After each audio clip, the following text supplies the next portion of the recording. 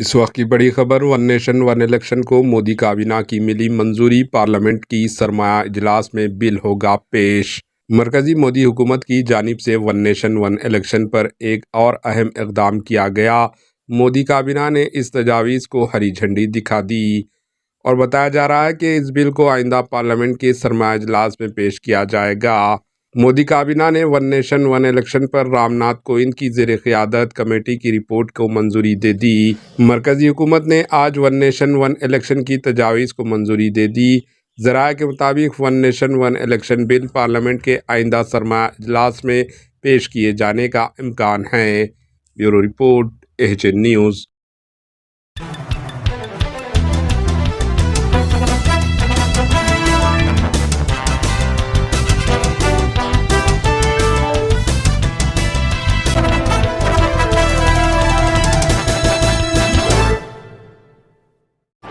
HN news को like करें, share करें और सब्सक्राइब करना ना भूलें।